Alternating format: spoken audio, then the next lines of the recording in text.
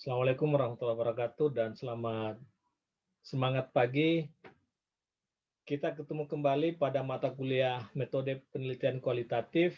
Ini adalah pertemuan ke-12 dan materi yang saya angkat pada pertemuan kali ini adalah analisis wacana kritis. Nah, berbicara analisis wacana kritis, saya flashback sedikit bahwa di dalam analisis isi ada dua aliran ya, transmisi dan produksi. Nah, transmisi ini bagaimana pesan, sedangkan produksi ini bagaimana makna. Seperti apa wacana kritis? Jadi wacana kritis ini pada makna, yaitu bagaimana menafsirkan.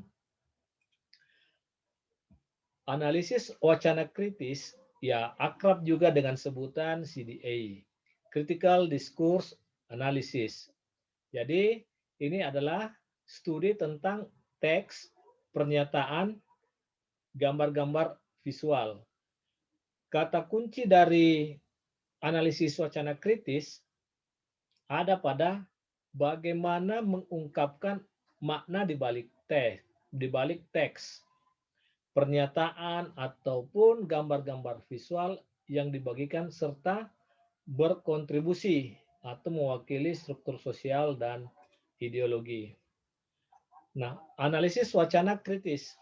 Apa yang dimaksud dengan wacana? Wacana tentu upaya pengungkapan maksud tersembunyi dari subjek yang mengemukakan suatu pernyataan. Jadi wacana itu adalah upaya mengungkap maksud tersembunyi.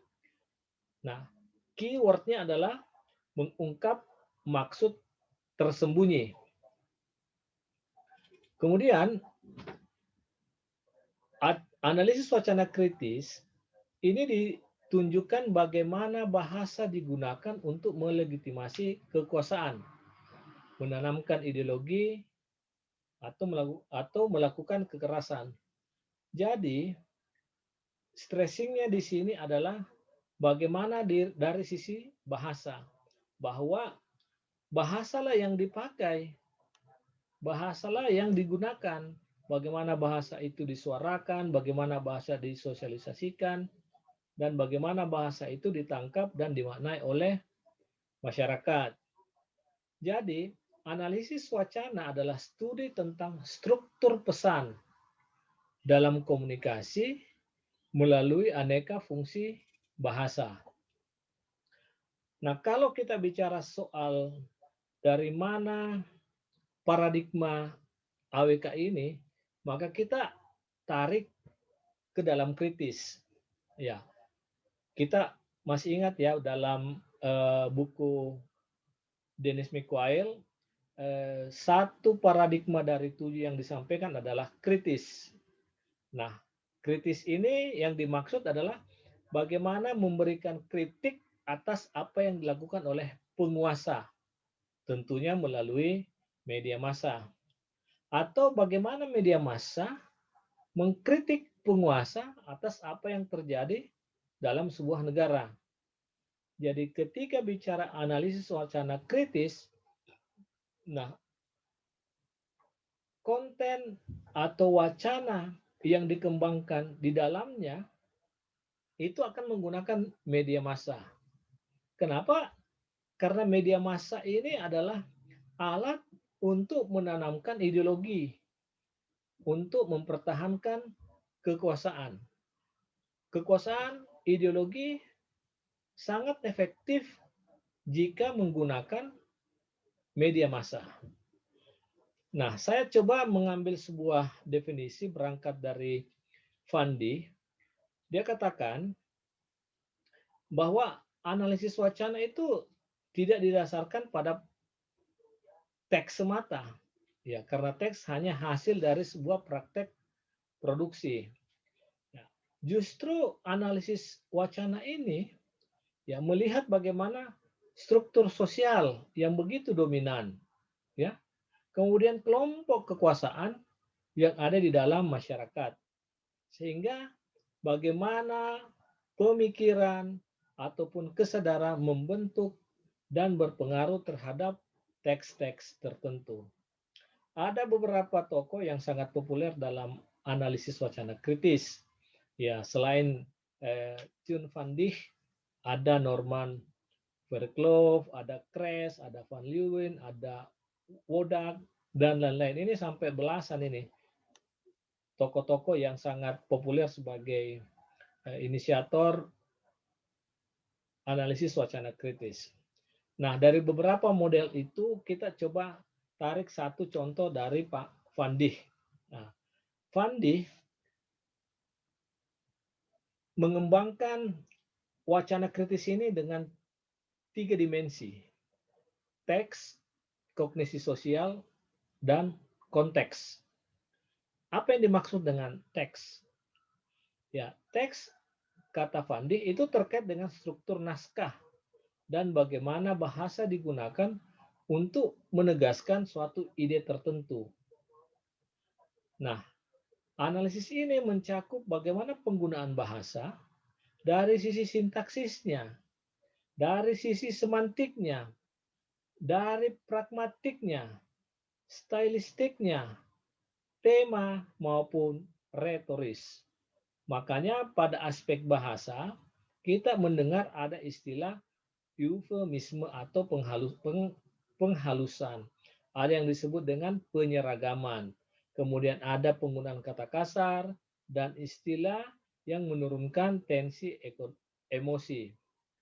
Nah, bagi Van Dijk, teks itu ada 3 strukturnya. Pertama makro atau makna umum. Nah, disinilah yang disebut dengan topik, tema. Nah, dari tema topik, kemudian superstrukturnya itu ada yang disebut dengan kerangka teks. Disitulah ada kontennya apa, pembukaannya, pendahuluannya, kemudian isinya apa, kemudian penutup serta kesimpulan. Nah, yang ketiga ada disebut dengan struktur mikro, yaitu makna dari teks. Nah, makna itu bisa kita lihat, bisa kita amati dari apa diksinya, gimana kalimatnya, majas apa yang dipakai.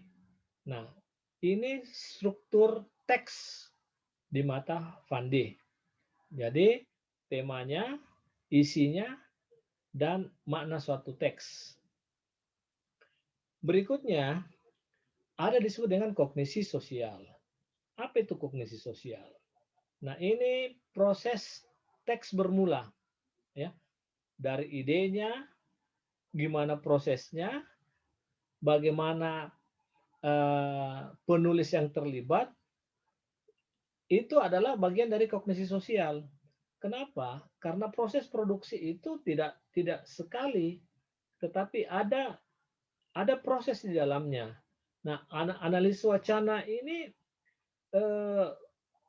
memberikan ruang kepada, misalnya di media massa, ya, ada wartawan, ada editor, ada pemimpin redaksi, dan tentu medianya yang punya ideologi. Nah, kesemua punya keseragaman, tetapi ada juga perbedaan.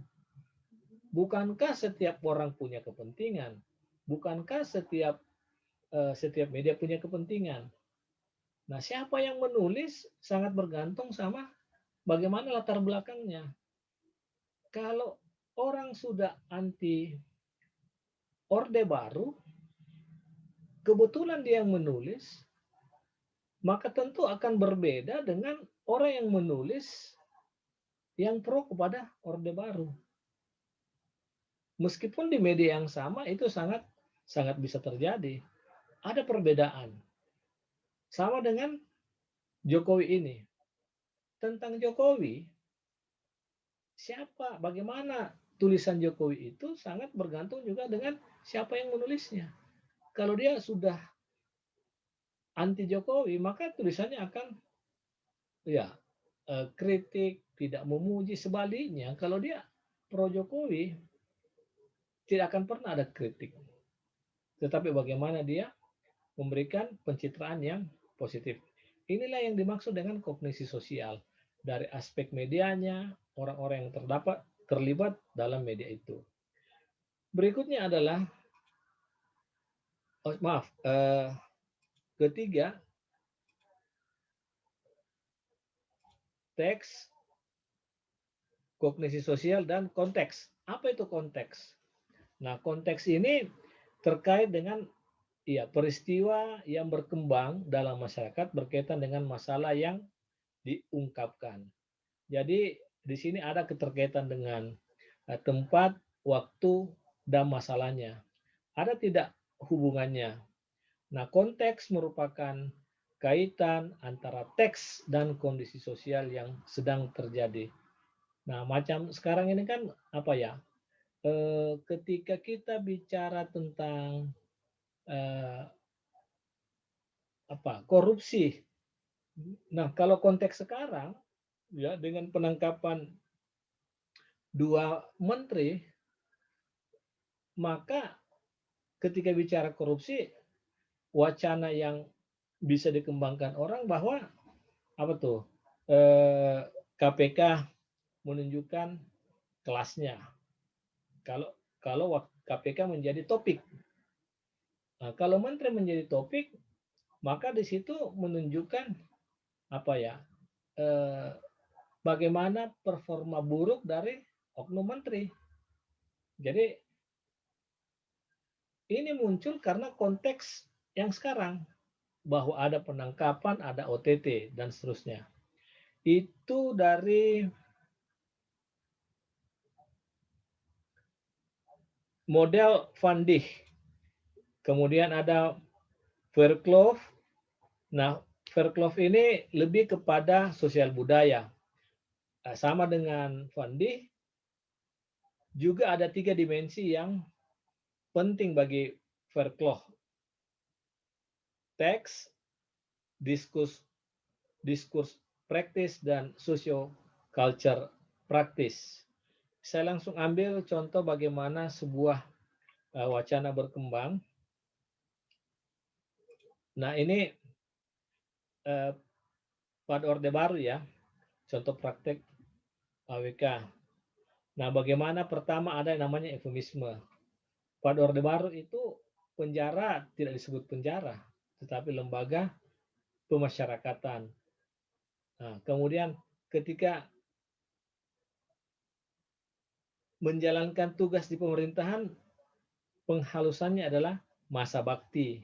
Daerah miskin nggak pernah disebut daerah miskin, tapi daerah tertinggal.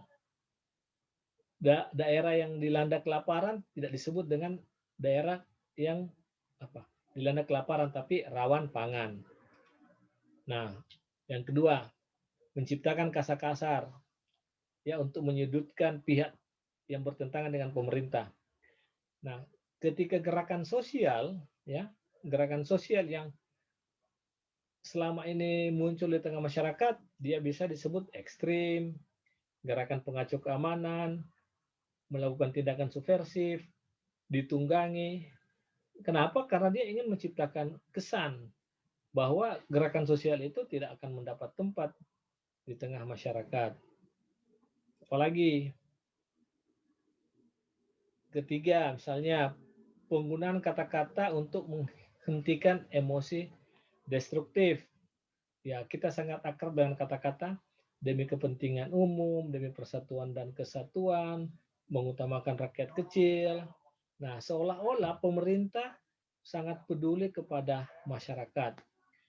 Ya, baik, saya kira demikian pertemuan kita tentang analisis wacana kritis. Terima kasih, sampai ketemu pada pertemuan berikutnya.